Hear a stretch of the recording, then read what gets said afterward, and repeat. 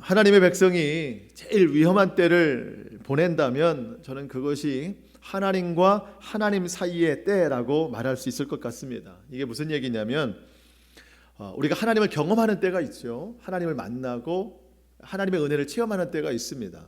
그렇게 하고 우리가 그 시간을 계속 보내면 좋은데 또 중간에 또 우리가 하나님을 잘 믿지 않거나 좀 떠날 때가 있어요. 그러다가 다시 하나님을 찾게 되고 돌아오는 때가 있습니다. 그 사이, 하나님과 하나님을 만난 그 사이가 우리 인생에는 가장 힘겹고 어려운 때가 아닌가 싶습니다. 이해를 돕기 위해서 성경적 예를 들자면 그 아버지의 재산을 미리 받아서 집을 나간 둘째 아들 탕자 이야기. 둘째 아들은 아버지 집에서 살았죠. 근데 아버지 재산을 미리 받아서 세상으로 나갔습니다. 그러다가 다시 깨닫고 아버지 집으로 돌아갔습니다. 이 아버지와 아버지 그 사이에 있는 이 시간, 이것이 탕자에게는 굉장히 괴롭고 힘든 시간이었습니다. 우리도 마찬가지예요. 하나님을 만난 때가 있고 또 주춤하는 때가 있고 그 다음 하나님을 만나는 때가 있는데 이 사이, 하나님과 하나님 사이에는 우리 인생에 하나님이 없어요. 아니, 하나님은 계시지만 내가 그 하나님을 떠나 있기 때문에 하나님을 만날 수 있는 믿음이 없기 때문에 참 힘겨운 시간을 보내는 거예요. 이 때를 보내다가 이러면 안 되겠다, 다시 하나님을 찾아야 되겠다. 왜냐하면 그 시간 중에 굉장히 고통스러운 일들이 많이 만나거든요. 하나님이 없으면 인생은 고달픔입니다. 그것을 느끼고 다시 하나님을 찾을 때 우리는 다시 하나님께로 돌아가게 되는 것이죠. 저는 이것을 어떻게 좀 표현할까 생각해 보다가 참 어리석은 지혜로움이다. 하나님께 다시 돌아가는 것은 지혜로움인데 하나님을 왜 떠나 있을까라고 하는 어리석음이 있는 것이죠. 어리석지만 다시 하나님께로 돌아가는 지혜로움이 있다, 이런 생각을 좀 해보게 됩니다. 여러분, 오늘 창세기 본문 34장, 이 34장에는요 하나님의 이름이 한 번도 등장하지 않습니다. 33장 끝부분에 야곱이 하나님의 이름을 언급하면서 하나님 앞에 제단을 쌓아요. 하나님이 계시다고 믿는 것이죠. 그렇게 하고 35장이 시작되면서 또 하나님께서 야곱에게 말씀하시는 부분이 있습니다. 이렇게 33장 끝과 35장 시작, 여기에는 하나님이 계신데 34장 전체에는 하나님의 이름이 한 번도 언급이 되지 않아요. 하나님이 말씀도 안 하시고 사람들이 하나님을 찾지도 않아요. 하나님이라는 단어를 볼 수 없습니다. 이때가 가장 힘든 때라는 거예요. 어떤 학자는 성경에서 가장 지저분한 장을 오늘 이 창세기 34장이라고 말합니다. 그럴 만큼 이 창세기 34장에는요 너무 악한 것들이 많이 들어있어요.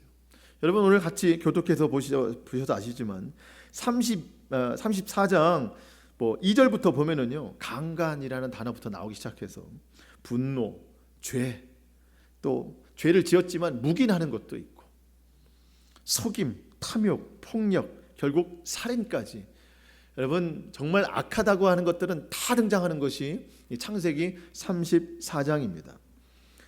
그런 것으로 볼 때 하나님의 이름이 한 번도 나오지 않는다는 것은 어쩌면 좀 당연한 일 같아요.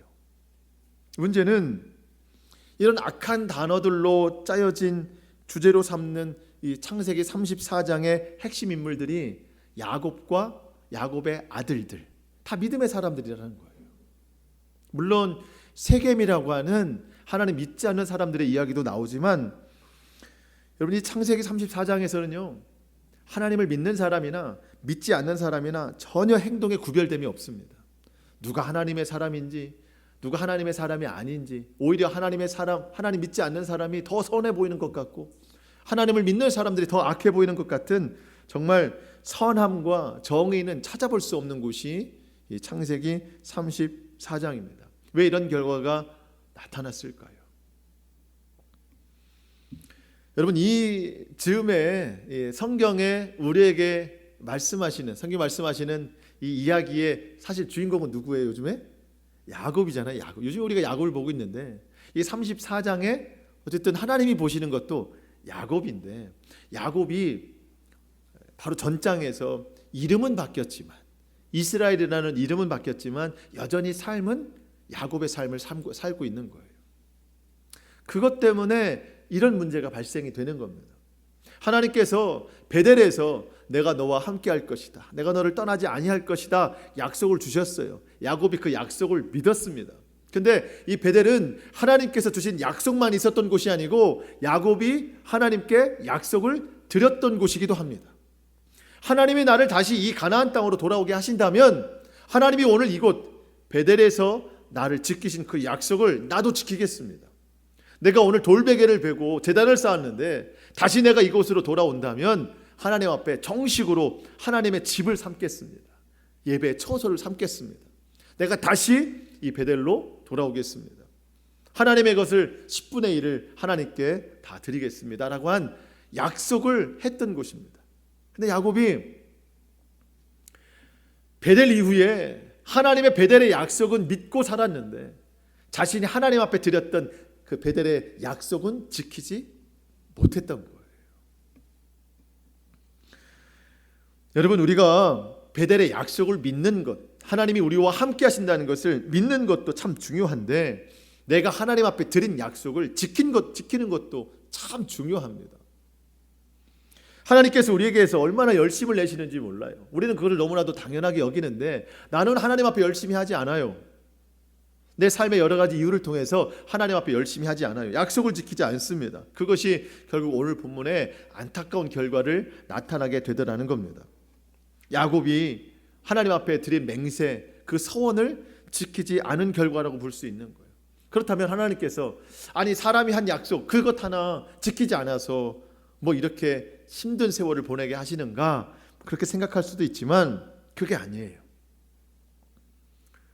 여러분, 야곱이 하나님과 약속한 베델로 올라갔다면 아마 이런 일들은 발생하지 않았을 겁니다.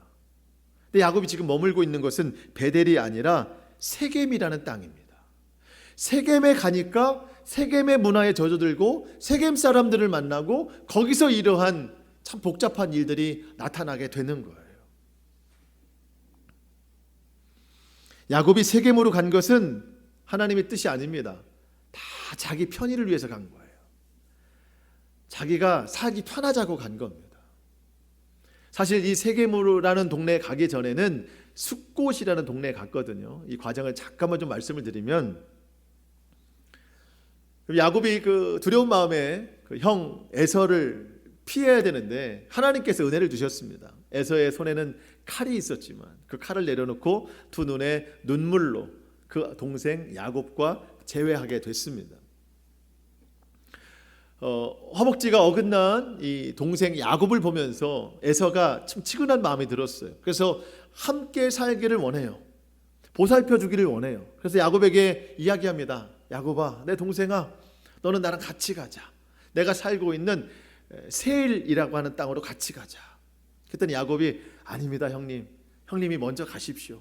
형님은 예전부터 사냥을 좋아하고 재빨리 움직이는 걸 좋아하는 분인데 형을 따라가다가는 내 이 어린 자식들 또 내 자녀 아내들 그리고 지금 먼 길을 온 우리 짐승들이 형을 따라가기에는 참 버겁습니다. 다 아마 지쳐 쓰러질 겁니다. 그러니 형이 먼저 가십시오. 우리가 천천히 가겠습니다. 그랬더니 야곱이 에서가 그러면 내가 너를 좀 보호해주고 싶구나. 처음에는 내가 너를 해하려고 400명의 사람들을 데리고 왔는데 그 중에 일부를 너를 보호할 수 있도록 내가 남겨두겠다 했더니 아닙니다. 그거마저도 이제 마다하는 거예요. 형의 길을 가십시오. 그렇게 33장 16절에 보니까 형 에서는 세일로 갔다. 자기 집으로 갔다. 그러면서 33장 17절 한번 보시겠습니까? 17절 야곱은 숫곳에 이르러 자기를 위하여 집을 짓고요. 그의 가축을 위하여 우리를 지어요. 우리가를 짓습니다. 그리고 그곳 이름을 숫곳이라고 부릅니다.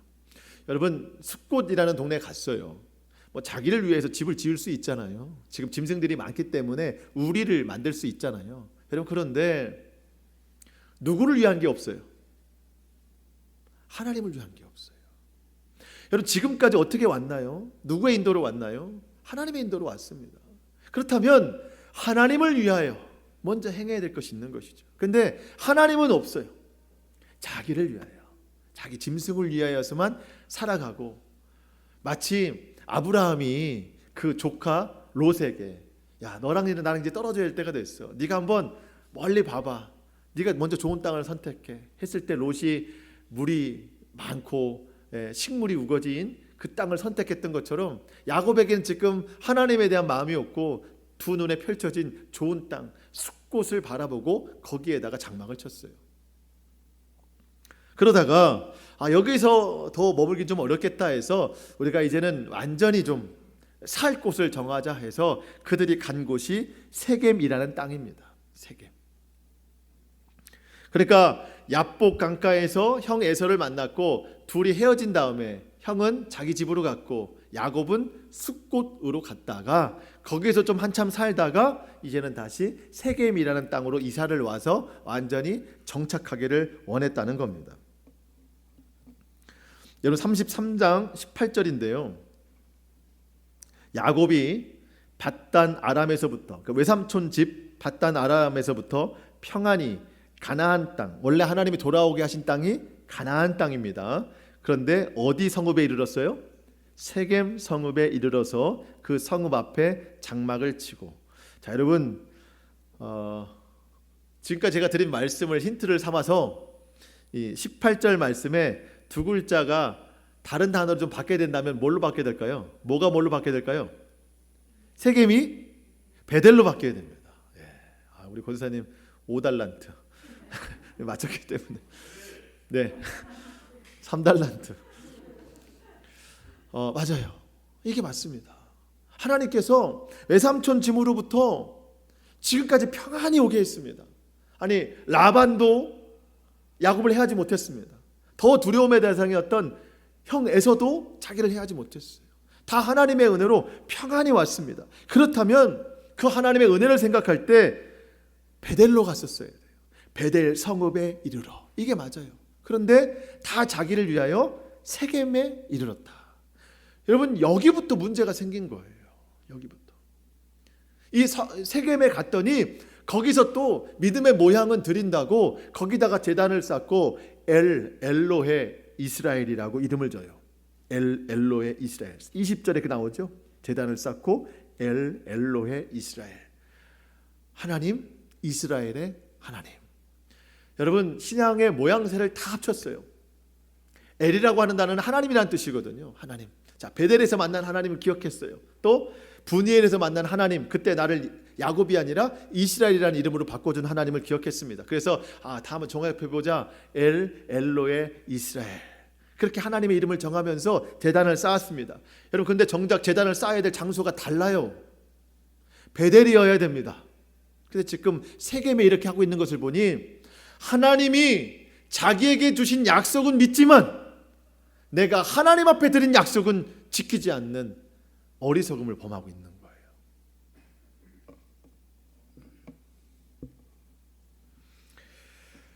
거예요. 여러분 야곱이 엘로의 이스라엘이라고 그 감사의 제단을 쌓았다면 하나님은 보통 나타나셔서 그에게 말씀을 걸어주시는 분이세요.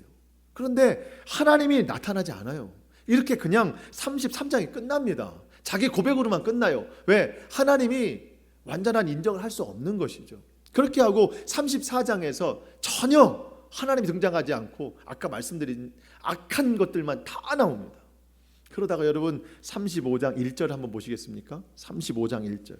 그렇게 34장에 등장하지 않던 하나님이 35장 1절에 하나님이 야곱에게 이르되 일어나 어디로 가래요? 베델로 올라가서 거기 거주해라. 내가 내 형 에서의 낯을 피하여 도망하던 때에 내게 나타났던 하나님께 거기서 제단을 쌓아라. 거기서. 세겜이 아니다. 여러분 하나님의 이 35장 1절의 말씀만 봐도 하나님이 그 34장 하나님 등장하지 않는 이 34장을 하나님이 어떤 마음으로 지켜보고 계시는가 우리가 짐작할 수 있어요. 너무 안타까운 하나님 보실 때 어떻게 이럴 수가 있지 하면서. 여러분 하나님 정말 우리 잘 믿어야 됩니다. 정말 잘 믿어야 돼요. 하나님 열심히 믿어야 돼요. 하나님 열심히 믿는다는 게 뭐예요? 내게 주신 약속, 베델로 지켜주신다는 약속도 믿는 것도 믿음이지만 내가 하나님 앞에 드린 약속도 잘 지키는 것도 믿음입니다. 온전한 신앙생활을 하는 것도 믿음이라는 거예요. 여러분, 야곱이 그의 조상이 머물던 그의 할아버지 아브라함과 사라가 묻혀 있는, 그리고 지금 아버지가 살고 있는 이삭, 그 가나안 땅에는 왔지만 정확한 지명 베델에는 가지 않았어요. 그냥 가나안 땅에 세겜이라는 동네에 머물러 있다는 거예요. 그러면서 거기서 그럴듯하게 엘로의 이스라엘이라고 제단을 쌓는 겁니다. 여러분, 하나님께서 야곱에게 원하셨던 것은 가나안 땅 근처 어디쯤이 아닙니다. 정확하게 베델로 돌아와야 되는 거예요. 정확하게. 여러분, 하나님께서 우리에게 원하시는 것은 그럭저럭 하는 신앙생활이 아니에요. 어느 정도쯤 하는 외형적인 신앙생활이 아닙니다. 하나님께 전심으로 드리는 신앙생활을 해야 되는 거예요. 여러분, 하나님께서 왜 야곱에게 베델의 약속을 주셨겠습니까? 내가 너를 영원히 함께 하겠다. 네가 돌아올 때까지, 돌아와서도 난 너를 떠나지 않겠다. 왜 이 약속을 했을까요? 하나님이. 그것은 야곱으로 하여금 베델에서 자기 입술로 선포한 그 서원을 지키게 하심입니다. 그렇다면 오늘 하나님께서 반대로 야곱에게 그 베델의 서원을 왜 지키라고 말씀하실까요? 하나님께서 내가 너와 함께 한다는 베델의 약속을 주셨기 때문입니다. 여러분, 이런 거예요. 지금 야곱의 눈에 숫곳이나 세겜이 아무리 좋아 보여도, 여러분, 그 당시에 세겜은요 아주 화려한 도시였습니다.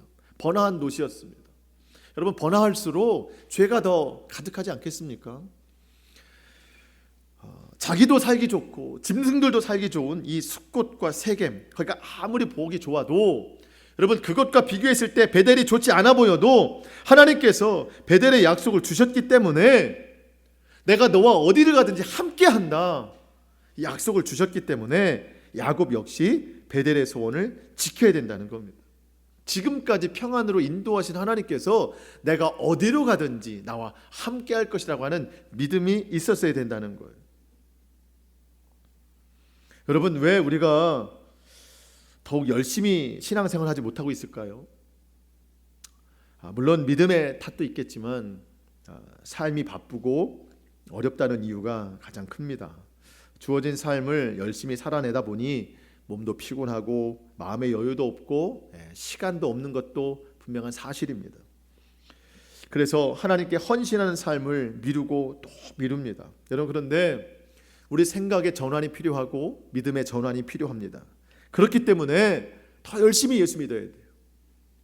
그렇기 때문에 삶이 바쁘기 때문에, 더 복잡하기 때문에 더 하나님을 가까이 해야 되고, 삶이 고달프고 어려울 때 더 하나님의 말씀을 가까이 해야 된다는 겁니다. 더 열심히 예배를 해야 된다는 거예요. 우리의 신앙생활에 하나님께서 원하시는 베델이라고 하는 정확한 일치를 우리가 회복할 수 있어야 된다는 거예요. 신앙생활 그 어디쯤 우리가 여기 머무르면 안 되는 거예요. 정확하게 와야 돼요. 정확하게. 여러분, 지금 시대는요 외부적으로 교회 예배에 대해서 참 소극적으로 만들고 있습니다. 스스로 믿음 지키기 어려운 시대인데 외부적으로도 자꾸 규제가 있으니까 더 위축되는 거예요. 더 소극적이 되는 겁니다. 공식적인 예배는 괜찮지만 서로가 교제가 없고 나눔이 없어요. 소그룹 공동체가 없고 훈련이 없고 교육이 없습니다. 여러분, 그러니까 이 예배를 통해서 스스로 믿음을 잘 지켜나가야 되는 때예요. 그런데 간혹 이 외부적인 이 규제가 내 신앙생활의 게으름에 대한 타당한 이유가 될 때가 있어요. 그래서 안 하는 거야, 그래서 못 하는 거야 라고, 그게 정당한 이유가 될 수도 있다는 겁니다. 여러분, 우리가 하나님을 열심히 믿지 못하는 것은 세상 책임이 아닙니다.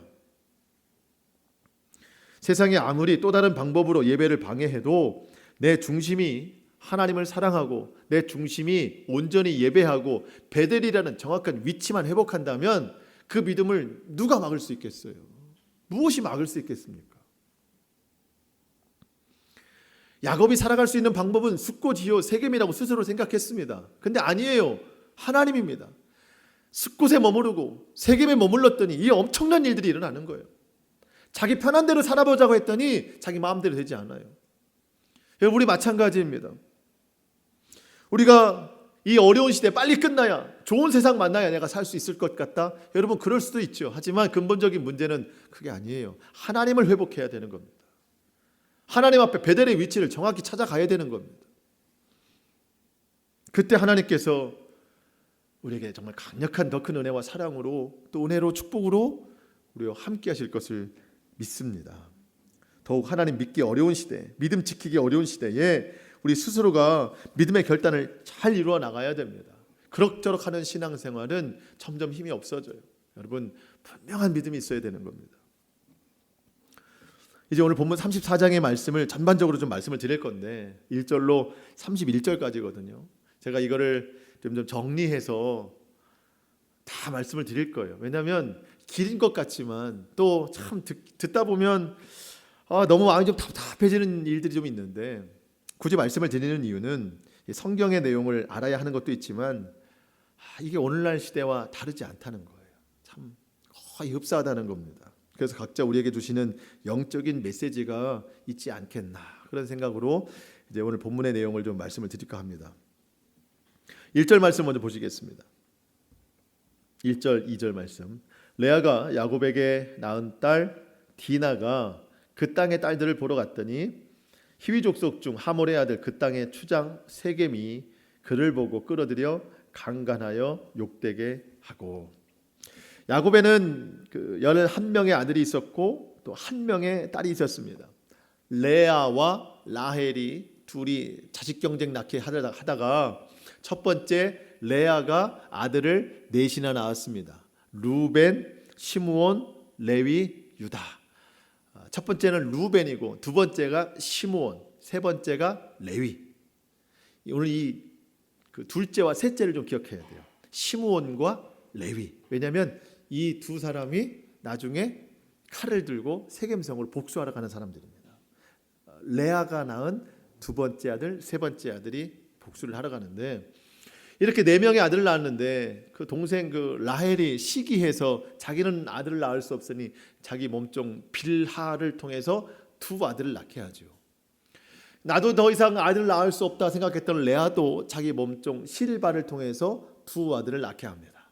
그러다가 합한 채를 이 루벤을 통해서 라헬이 사고, 오늘 밤에 언니가 또 내 남편의 방으로 들어가시오 해서 하나님의 은혜를 주셔서 그때 또 두 아들을 낳습니다. 그렇게 10 아들을 낳고 마지막 난 딸이 디나 11번째, 그리고 그 다음에 라헬이 요셉을 낳습니다. 지금까지는 12이에요. 자식이 12인데 11번째가 딸 디나입니다. 이 디나가 세겜 땅에 가서 세겜의 여인들을 만나러 나갔대요. 그냥 산책하러 나간 게 아닙니다. 세겜 땅 여인들이 즐기는 문화를 함께 즐기러 갔다는 거예요. 이방 문화를 즐기러 갔다는 겁니다. 그때 한 남자를 만났는데 이 남자가 얼마나 권위 있고 권세가 있는지 자기 이름을 지명으로 해놨어요. 이 사람 이름은 누구예요? 세겜입니다. 세겜이 세겜에 살아요. 왜? 자기가 힘이 있으니까 자기 이름을 지명으로 해놨습니다. 디나가 세겜 땅에 있는 여인들과 막 즐기다가 제가 봐도 이게 성경에 나오진 않았지만 좀 몰란하게 생각을 했던 것 같아요. 왜? 문화가 그러니까. 그러다가 세겜이라는 사람을 만났어요. 그리고 그날 세겜이 디나를 욕보이게 했습니다. 보통 성경에 이런 장면이 나오면 욕보이게 해놓고 바로 이제 전쟁에 나와야 되는데, 이 세겜이라고 하는 사람이 또 디나를 진실로 사랑하게 돼요. 내가 저 여인과 결혼하고 싶어 하는 거야. 세겜이라는 사람. 근데 이 당시에는 남녀 둘이 만나도 부모끼리 합의가 되지 않으면 안 되는 거예요. 족장 시대이기 때문에.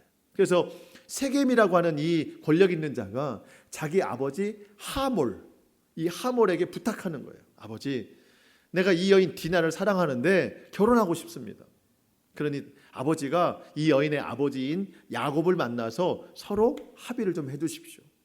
이 하몰과 이 세겜이 야곱을 만나러 갑니다. 2차 저차에서 내 아들이 당신 딸과 결혼하고 싶습니다. 그러니 좀 결혼을 승낙하십시오.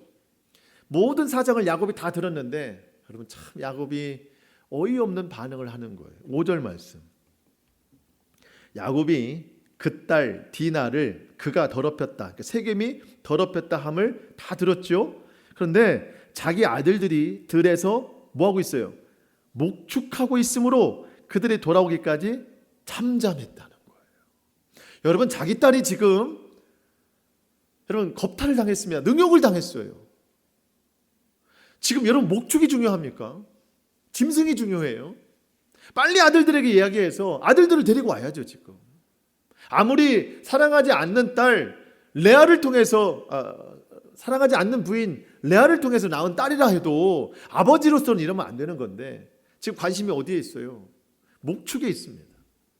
자기를 위하여, 짐승들을 위하여. 여러분 하나님을 인정하지 않고 하나님을 떠나 있는 삶이니까 지금 이런 결과가 정말 상식적이지 않은 이런 결과가 나오더라는 거예요. 오히려 나중에 야곱의 아들들이 막 분노하면서 세겜의 그 사람들을 막 죽일 때 야곱이 그때 분노하는 거예요. 아들들한테. 야, 너희들이 그렇게 행동하면 나중에 내가 어떻게 살아남을 수 있겠느냐. 그 주변 나라들이 우리를 공격하지 않겠느냐. 오히려 그때 분노하는 이 어리석음을 범하고 있는 겁니다. 야곱이.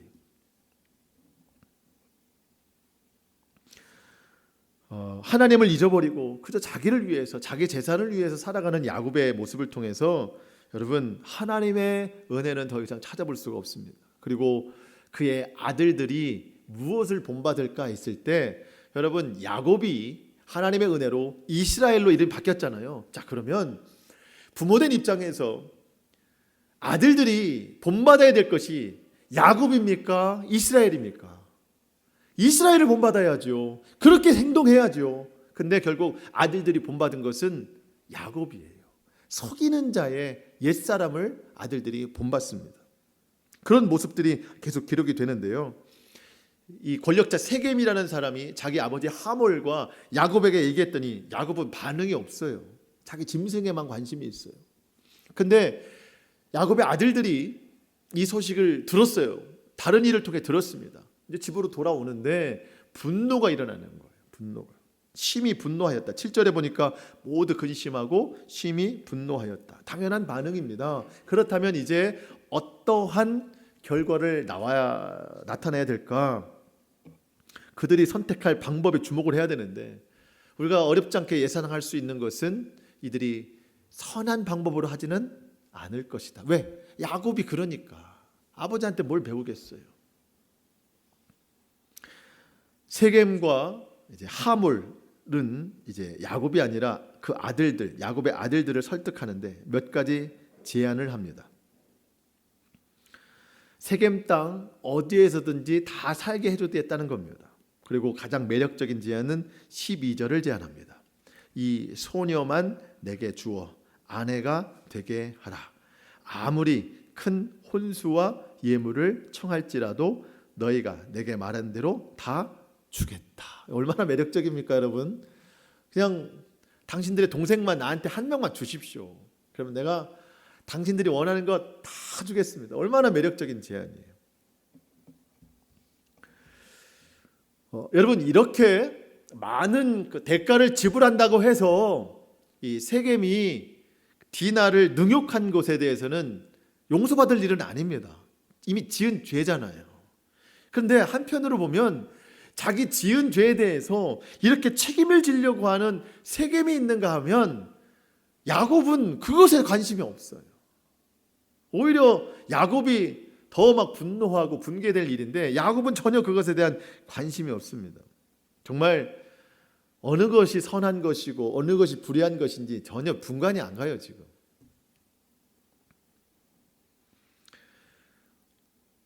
이제 그 야곱의 아들들이 그 세겜의 말을 듣고 하몰의 말을 듣고 대화를 시작하는데 야곱의 아들들이 이렇게 말을 합니다. 13절. 야곱의 아들들이 세겜과 그의 아버지 하몰에게 속여 대답하였으니, 자 이제부터는 다 속임입니다. 다 속임이에요.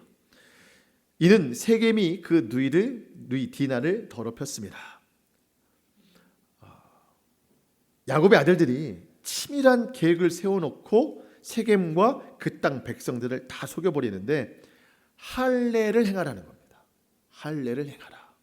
왜냐하면 14절 15절에 보니까 우리는 하나님의 거룩한 백성이기 때문에 할례 받지 않은 민족과는 하나가 될 수 없다. 내 동생을 할례 받지 않은 민족에게 시집 보낼 수 없다. 그러니 이걸 그만두든지 아니면 너희와 너희 모든 민족의 남자들이 다 할례를 받아라. 그러면 너희가 우리와 같은 민족인 줄 알겠다. 그때 내 동생을 너희에게 주겠다. 이것을 속여서 말했습니다. 그러니까 이 뜻이 진짜라는 거예요? 가짜라는 거예요? 가짜라는 거예요. 한 민족이 되고 싶은 거예요? 아니면 할례 받아서 아플 때 공격하겠다는 거예요? 이미 답을 얘기했어요, 제가. 여러분, 할례는요 이렇게 함부로 쓰는 게 아닙니다. 물론 지금 우리는 할례 시대는 아닙니다. 하지만 이때까지만 해도 할례는 하나님께서 자기 백성들을 보호하시고 자기 백성들을 구별하기 위해서 표징을 주시기 위한 게 할례예요. 거룩한 거예요. 이때까지만 해도. 근데 야곱의 아들들이 그 거룩한 것을 악용하고 있더라는 거예요. 여러분, 하나님이 우리에게 거룩하게 주신 것을 악하게 사용하면 안 됩니다. 뭘 주셨나요? 전 첫 번째로 드는 생각이 직분이에요. 저도 직분을 받았고 여러분 다 직분을 받았습니다. 여러분, 성도라는 직분도 다 큰 직분입니다. 우리에게 주신 이 직분을 가지고 하나님 앞에 하나님을 섬기고 성도를 섬기고 세상을 섬기라고 이 직분을 주셨는데 그저 우리가 이 직분을 가지고 교만한 데 사용한다든가 자기 유익을 위해 사용한다고 하면 그건 정말 악한 일입니다. 하나님께서 교회라는 공동체를 주셔서 성도의 교제를 이루게 하셨는데 이 교제를 가지고 자기 유익을 위해서 사용한다면 그것도 참 악한 거예요. 오늘 우리가 이렇게 주의를 지킵니다. 여러분, 주의를 왜 지키나요? 자기를 위해 지키나요? 자기 짐승을 위해 지키나요? 은혜로 주신 하나님의 그 은혜에 감사하면서 지키는 거잖아요. 간혹 제가 그런 말을 들을 수 있어요. 주일날 교회 안 가면 불안해서요. 여러분, 이 주의를 악하게 사용하는 겁니다. 예배를 왜 드리나요? 하나님의 말씀 듣고 하나님의 은혜에 감사해서 최고의 우리가 할 수 있는 그 모습, 그게 지금 제단을 쌓는 예배잖아요. 예배 안 드리면 무슨 일이 일어날 것 같았어요. 여러분, 예배를 악하게 사용하는 거예요. 여러분, 절대로 거룩하게 주신 주일, 거룩하게 주신 예배를 악하게 사용하지 않기를 바랍니다. 여러분, 헌금은 왜 드리나요? 그야말로 헌금이에요. 하나님께 감사해서 드리는 예물입니다. 하나님 것을 하나님께 구별되어 드리는 예물입니다. 여러분, 헌금은요 몇 배로 돌아오게 하는 투자가 아닙니다. 하나님 앞에 감사로 드리는 거예요. 그냥 다 드리는 거예요. 그거로 끝나는 거지. 이것이 내게 어떻게 돌아올까를 기대하면서 드리는 게 아닌 거예요. 거룩한 것을 여러분 악하게 이용하면 안 된다는 겁니다. 지금 야곱의 아들들이 그렇게 지금 할례를 악하게 이용하고 있는 거예요. 할례를 행하면 우리 동생을 주겠다. 한 민족이 되겠다. 이 말을 듣고 어렵지 않은 것 같아요. 이 세겜이라고 하는 사람이. 그래서 자기 성읍에 돌아가서 세겜 성읍에 돌아가서 많은 남자를 다 불러놓고 이제 이 할례를 행하자고 이야기를 제안을 하는데 여기에 또 속임이 있습니다. 여러분, 성읍에 들어가서 많은 남자들 불러놓고 할례를 설명해야 되는데 왜 할례를 받아야 되는지 정확하게 설명을 해야 되는 거 아닙니까? 사실 이런 설명이 필요해요. 제가 저 히브리 족속 중 딸 중 디나라는 사람을 만났는데 제가 잘못해서 저를 겁탈했습니다. 하지만 내가 그녀를 사랑합니다. 그녀를 사랑하기 위해서 그녀와 결혼하기를 원했는데 그의 가족들이 히브리 민족이기 때문에 할례를 요청합니다. 근데 나만 할례를 하는 것이 아니고 모든 민족이 할례를 원하기 때문에 여러분 부탁입니다. 할례를 부탁합니다. 그때 우리가 저들과 한 민족이 될 수 있습니다. 사실 이게 맞는 말이잖아요. 세겜이 하는 말은 21절에 보니까 우리 땅은 넓으니 저들이 와서 살아도 아무 표시가 안 납니다. 22절 할례를 받으면 저들과 한 민족이 됩니다. 제일 속임은 23절입니다. 그러면 우리가 할례 받으면 한 민족이 돼서 저들이 가지고 있는 저 수많은 가축, 저 짐승, 저 모든 재산 이게 다 우리께 될 겁니다. 우리 민족은 땅은 넓고 좋지만 짐승이 많이 없지 않습니까? 하지만 저 민족은 짐승이 너무 많아요. 우리가 할례만 받으면 저들이 있는 저 모든 짐승을 다 우리에게 나눠줄 겁니다. 여러분 얼마나 기쁜 일입니까? 여러분 할례 받읍시다. 속임이에요. 세겜 사람들이 이 속임을 듣고 다 할례를 받습니다. 여러분 어디에도 선한 게 없잖아요. 야곱에게도 선한 게 없고 야곱의 아들들에도 선한 게 없고 세상 사람들에게도 선한 게 없고 다 속임입니다. 아무 것에도 진실이 없어요. 공의가 없습니다. 정의가 없어요. 조금만 더 내용을 살펴보고 정리를 할까 하는데 세겜 땅 낭자들이 할례를 받으면 한 민족이 되리라 했던 이 속임 어떤 결과로 나타납니까? 25절 제3일에 무슨 제3일이죠? 할례를 받은 제3일에 그들이 아파할 때에 야곱의 두 아들 디나의 오라버니 아까 둘째와 셋째 시므온과 레위가 각각 칼을 가지고 나서 몰래 그 성읍을 기습하여 그 모든 남자를 죽이고 제가 오늘 본문 이 34장을 보면서 참 침통하고 마음이 어려웠는데 이 25절 이 맨 앞에 보면서 잠깐 피식했어요. 아파할 때에 누구보다 남자들은 더 잘 알죠. 할례를 받고 3일째가 제일 아파할 때 그래서 뭐 움직이지도 못해요. 걷지도 못합니다. 뭐 지금처럼 의술이 발달했겠습니까? 그냥 뭐 대충 했겠죠. 그래서 뭐 움직이지도 못하고 아파하는 이 시대에 3일에 아파할 때에 야곱의 두 아들이 칼을 가지고 세겜에 있는 모든 남자를 다 죽이는 거예요. 그럴 만큼 이게 지금 힘이 없어요. 아파하고. 나머지 아들들은요. 그 땅에 있는 모든 금은보화를 다 갈취합니다. 다 훔쳐가요. 그리고 자녀들과 부녀자들을 다 사로잡습니다. 여러분 정당한 보복 같습니까? 잘한 거예요? 사실 디나를 위해서 한 것이라면 세겜이라는 사람 조금 더 나간다면 그 아버지 하몰 정도 이제 복수하면 될 것 같은데 이에는 이, 눈에는 눈 율법에 정한 대로 그 정도 될 것 같은데 여러분 그 땅에 있는 모든 남자를 다 죽여 대학살이에요. 그리고 그 땅에 있는 모든 금은보화를 다 훔쳐옵니다. 여러분 정당한 보복이 아닙니다. 야곱이 이때 분노해요.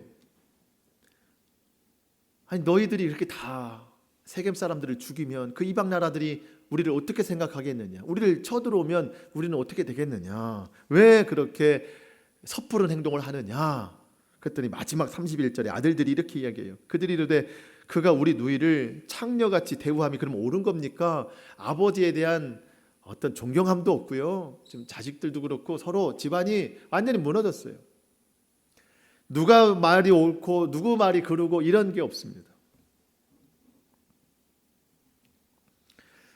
오늘 본문에 대한 설명은 여기까지입니다. 여러분 우리 마음이 답답한 이유는 뭐죠?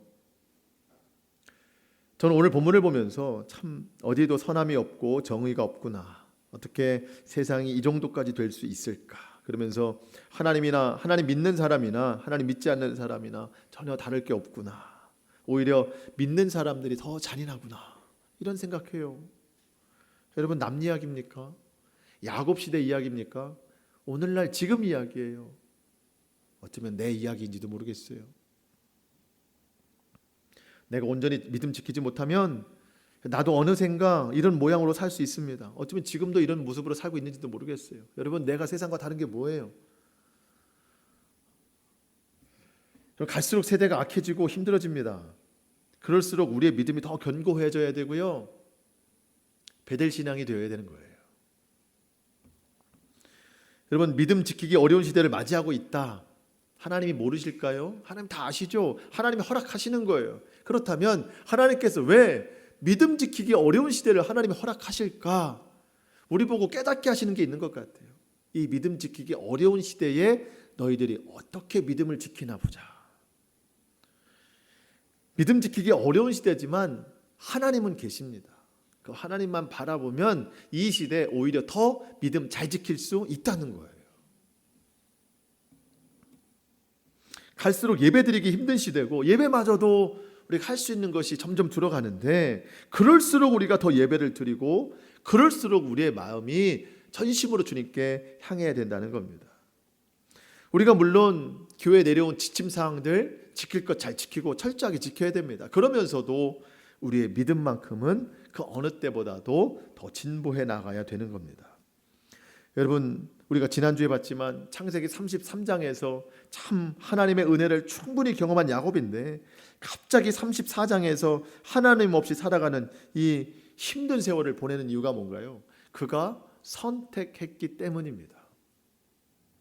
세겜 땅에 머무르니까, 그게 그냥 세겜으로 오니까 세겜의 문화가 기준이 되는 거예요.